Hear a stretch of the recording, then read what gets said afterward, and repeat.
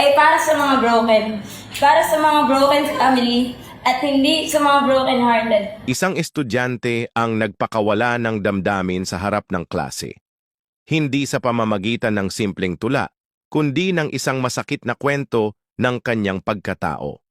Ang kanyang tula ay hindi kathang-isip, kundi salamin ng realidad ng isang pamilyang wasak. Tunghayan natin ang kanyang katapangan at alamin kung bakit maraming puso ang naantig sa kanyang tula. Mahirap. Mahirap maunawaan lalo na kapag hindi mo pa nararanasan. Lahat naman kasi siguro dito may kumpletong pamilya. Akin lang ata yung pumalya. Bawat araw, buwan at taon na lumilipas. Tila ang pag-asang makumpleto ulit tayo ay unti-unti na rin kumukupas. Pa, akala ko ba walang iwanan sa hirap at ginhawa? Bakit ngayon, ang pagmamahal niyo para sa isa't isa ay naglaho na rin na parang bula? Ang hirap bilang isang anak, makita mo ang mga magulang mo na may kanya-kanya ng landas. Nakakabigat ng puso ang sinabi ng estudyante na ang pagmamahala ng kanyang mga magulang ay naglaho na lang na parang bula. Mas masakit pa ang makita silang may kanya-kanya ng landas. At sa gitna ng lahat ng ito, siya ang naipit, siya ang nasaktan, siya ang tunay na kawawa sa sitwasyong ito.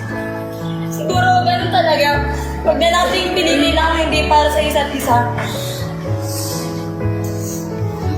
Marami na rin tanong ang nabuo sa isipan ko tulad na gaano kaya kasaya kapag buo ang pamilya? Isang tanong na mananatiling tanong na lang dahil ako mismo ay hindi alam ang kasagutan. Ang linyang siguro ganun talaga ay tila pagtanggap sa masakit na realidad. Hindi na raw kailangang pilitin ang hindi na para sa isa't isa.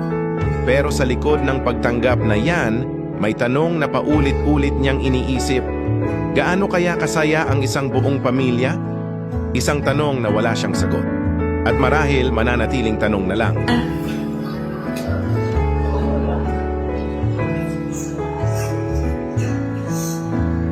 Parang karayom na ang hirap lusutan.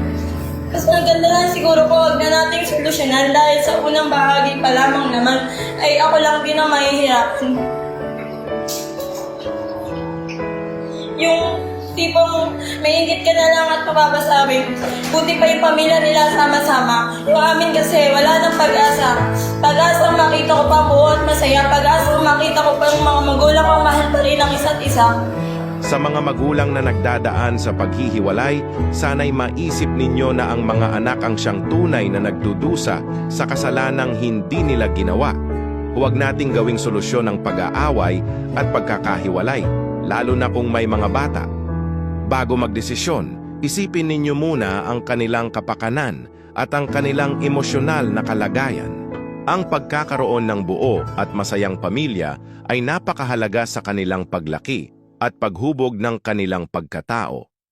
Kaya sa mga magbabalak pa lang, mag-isip ng mabuti. Huwag gawing solusyon ang paghihiwalay. Mas pagtuunan ng pansin ang mga hakbang na makikinabang ang buong pamilya.